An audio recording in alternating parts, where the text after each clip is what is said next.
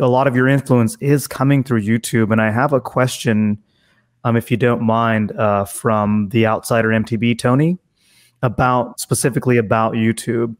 And his question is, what is the general consensus from other pro mountain bikers of having a YouTube channel? Has it become more common practice for pros to have them, or do you get some pushback by being a YouTuber and a pro?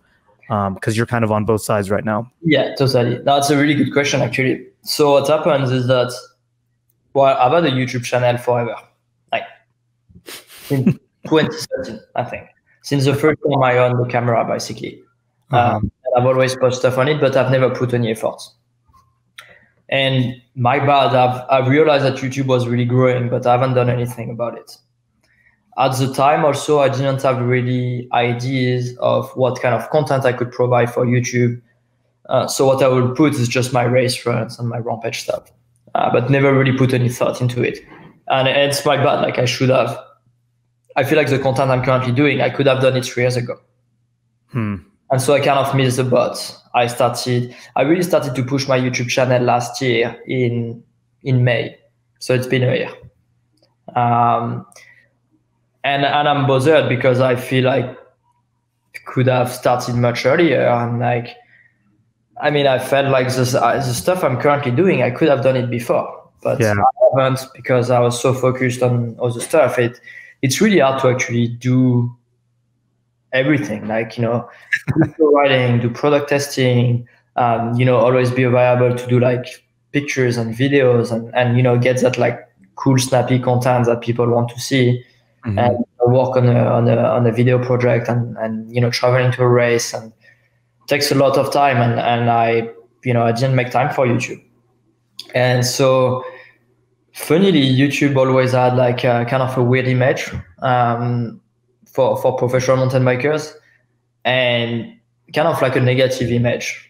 And I've never really understood why. Like basically YouTube isn't cool. That's the general idea for pro mountain biker. And me, I was like, well, it depends what you make on it, because you can, you know, keep being a top mountain biker and make content that's in line with your brand image on YouTube. The thing though is that it's a lot of work, as you know. Yeah. And it's for some people that just like, you know, do like 2 minutes or 3 minute segments video of like insane riding, and that don't really have a personality. It's really hard to talk to the camera, right? Some people are, you know, not good at it. I don't think I'm good at it at all. Like, it's something I struggle with. But a lot of people think it's like, oh yeah, YouTube isn't cool. It's not. It can actually downgrade your image, which I disagree. I think it's a great platform, and that's why I'm on it.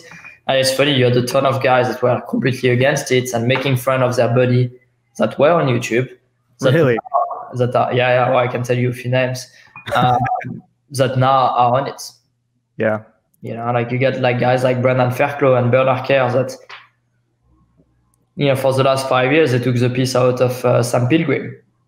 But now Sam Pilgrim, you know, has over 1 million subscribers. He is doing all that content, and I mean, financially, he's doing really well. And, you know, and now the funny thing is that you got Bernard Kerr and Brendan Fairclough that they basically do the same. Because they're like, oh, well, actually, we don't have any other choice than doing it because it works, people like it, and it's important for sponsors. And so those guys now are doing it. And so, yeah, it's funny. Like everyone, as you saw with the pandemic, like everyone has been doing it. But I think regardless of the pandemic, like everyone was going to do it anyway. Do you think the sponsors have had an effect on that? Like, is there a different feeling from the sponsors about YouTube? Yeah, definitely. Definitely. Yeah,